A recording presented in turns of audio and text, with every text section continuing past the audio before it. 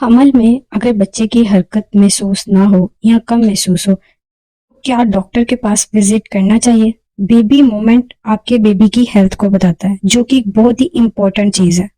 अस्सलाम वालेकुम, मेरा नाम डॉक्टर मोमना है। पेशेंट को अमूमन आखिरी 3 महीनों में यानी 7वें 8वें महीने में बेबी की हरकत का खास ख्याल रखने का कहा जाता है।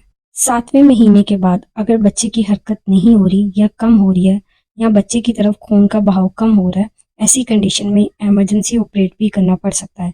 लेकिन ये डिपेंड करता है कि इसकी क्या वजूहत है। बाज़-औक़ात बच्चा सो भी रहा होता है, जिसकी वजह से आपको मोमेंट महसूस नहीं हो रही होती। अगर आपको प्रेगनेंसी में शुगर या ब्लड प्रेशर का मसला नहीं है, यानी एक नॉर्मल प्रेगनेंसी है, ऐसी कंडीशन में अगर आपको बच्चे की हरकत महसूस नहीं हो रही, तो आपने पहले 2 जूस पीनी है, कुछ भी मीठा खा लें और फिर 2 घंटे के लिए करवट लेकर लेट जाना है। तब आपने अपने बच्चे की मूवमेंट को काउंट करना है उस 2 घंटे के अंदर। 2 घंटे में अगर आपको बेबी की मूवमेंट 10 दफ़ा महसूस हो रही है, तो ये एक नॉर्मल प्रेगनेंसी है। इसका मतलब हो सकता है कि पहले आपने ध्यान नहीं दिया बच्चे की मूवमेंट में, आप दिन भर बिज़ी रही हैं काम में या फिर बच्चा सो रहा है। लेकिन अगर 2 घंटे में बच्चे की मूवमेंट 10 दफ़ा आपको महसूस नहीं होती या इससे कम महसूस होती है, तो फ़ौरी आपने अपने डॉक्टर से कंसल्ट करना है। ऐसी कंडीशन में बच्चे की दिल की धड़कन चेक की जाती है, जिसे सीटीजी कहा जाता है।